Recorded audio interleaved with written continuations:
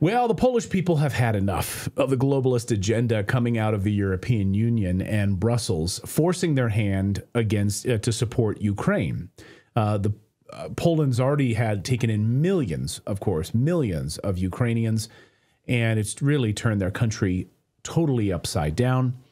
Well, Polish political member of parliament, Grzegorz Braun, has had enough. He has gone viral today for tearing down the EU flag and wiping his shoes on it and setting it on fire. Watch this. Tu jest Polska, tu jest Polska, a nie Polska.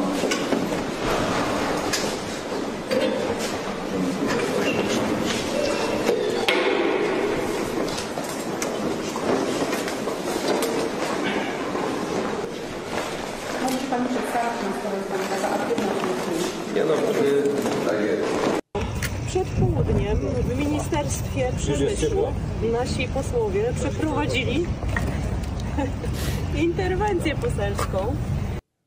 Wow. Done. Tell me how you really feel about it. Polish politician, member of parliament, Grzegorz Braun joins us now from Warsaw. It is almost 10:30 at night over there.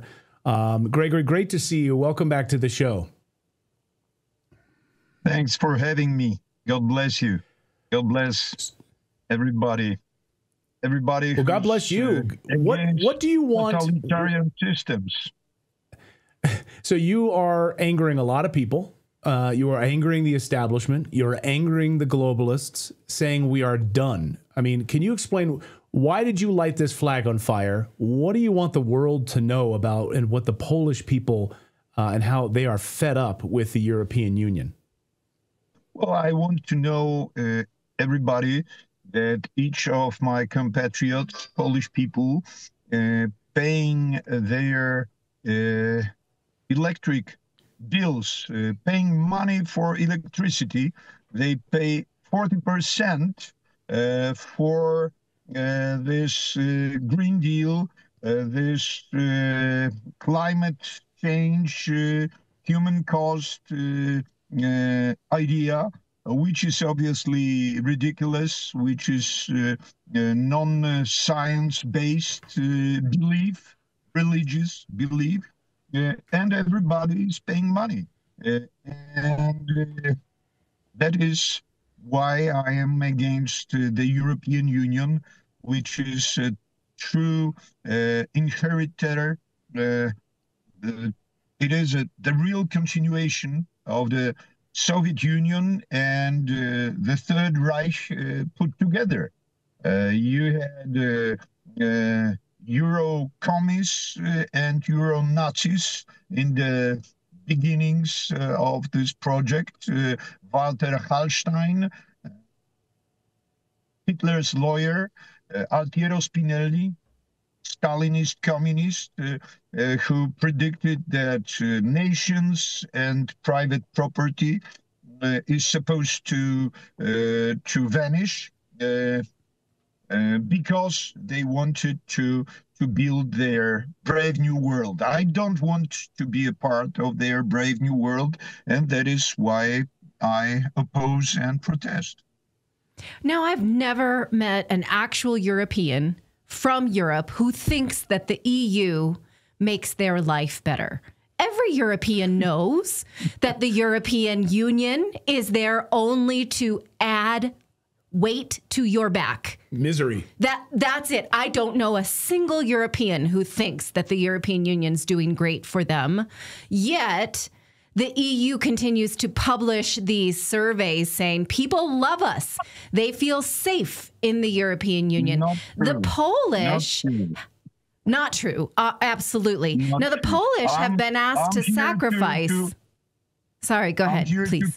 To confirm all your worst diagnosis that you can give about the European Union. My political action today, together with my friend, member of Polish Parliament, Roman Fritz, we visited the Ministry of Industry, which is actually the Ministry of Annihilation of our industry.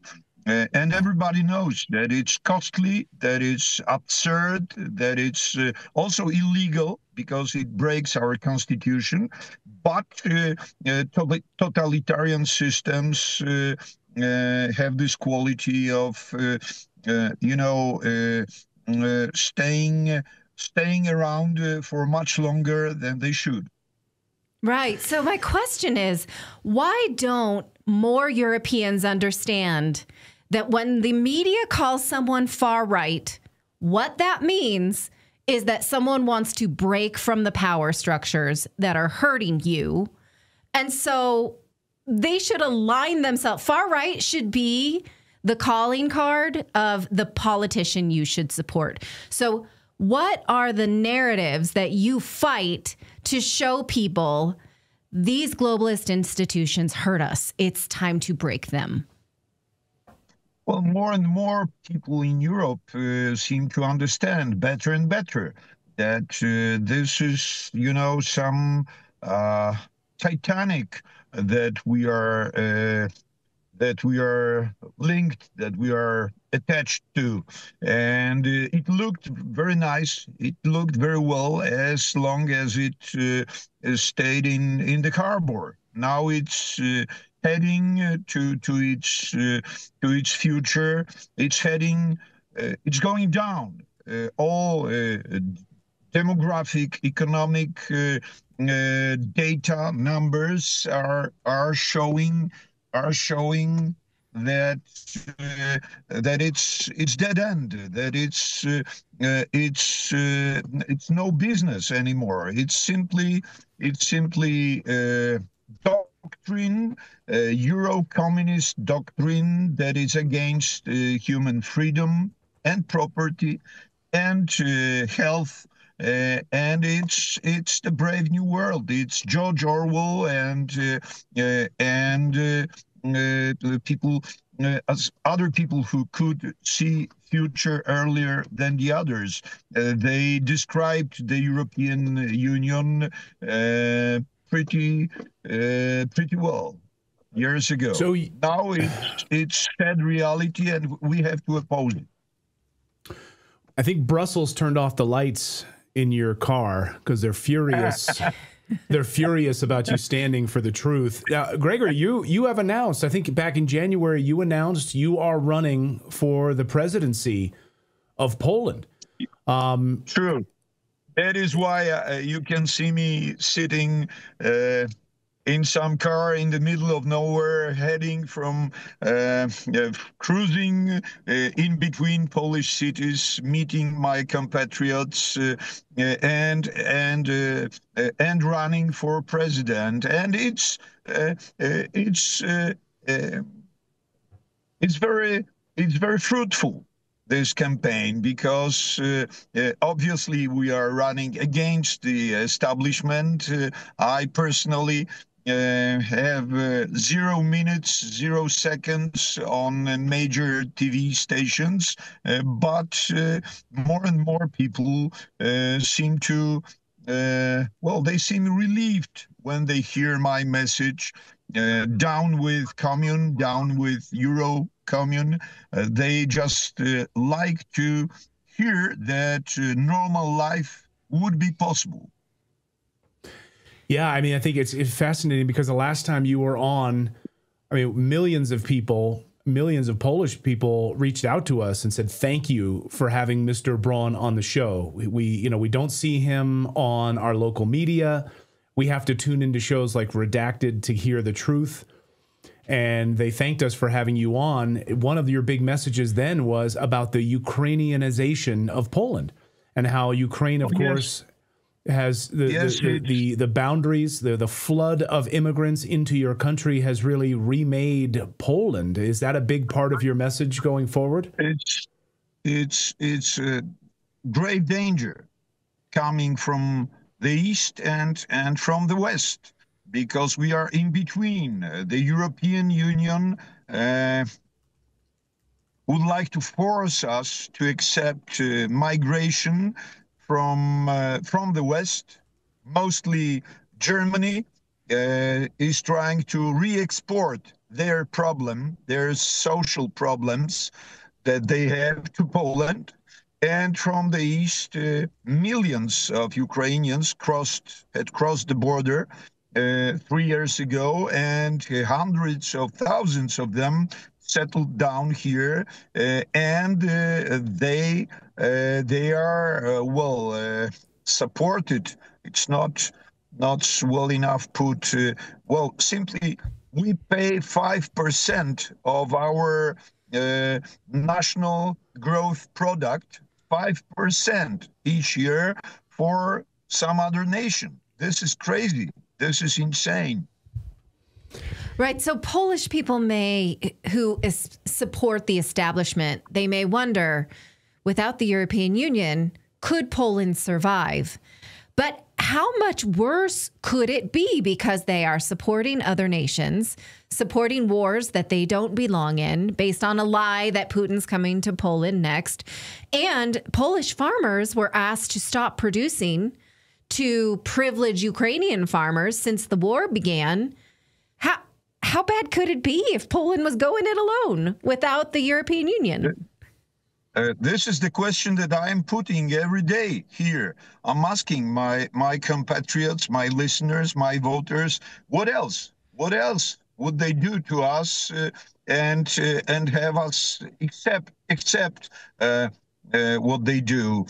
Obviously, this is tyranny, and this is bankruptcy that we are facing here. Our agriculture, our mining, our regular everyday life is being ruined by these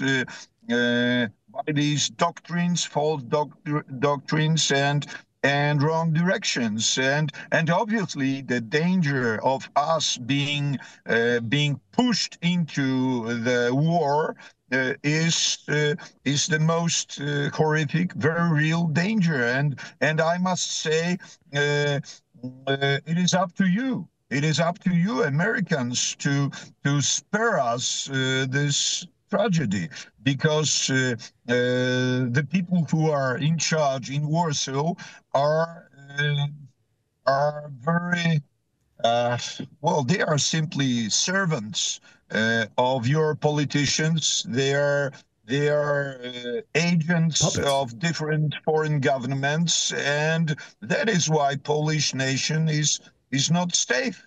It was never safe, but now it's really becoming more and more dangerous. And obviously, we can appreciate the movement, this wind of change that is coming from the United States of America. I myself would love to repeat Mr. Trump's some of his actions, like throwing out WHO, World Health Organization, canceling your version of the Green Deal, restarting mining, and so on and so on.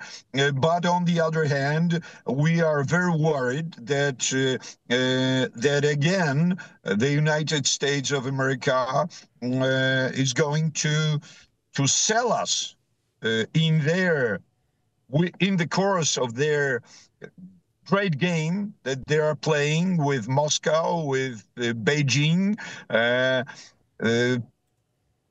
This is very dangerous, because American politicians and American army and CIA and DIA, I am afraid, have the keys to the politics in Poland, in Warsaw, and nobody knows now how they are going to use these keys. Yeah. Well, folks, you're looking at this could be the next president of Poland right here, Grzegorz Braun. We appreciate you joining us late at night, in between going to meet different Polish people, different campaign stops around Poland.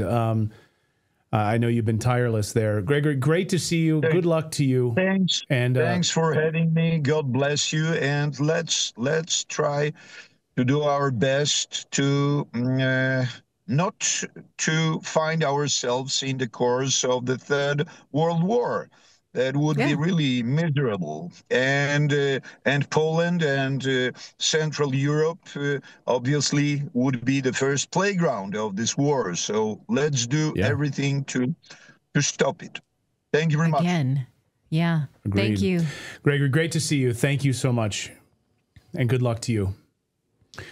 There he is. And Greg, he's kind enough because he knows I have difficulty saying his first name in Polish. So he's like, you call me Gregory. So I will call you. You got a pass. Yes. That's nice. I tried to say it properly. It's just hard for me. But anyway, thank you. And you could be looking at the next president of Poland right there.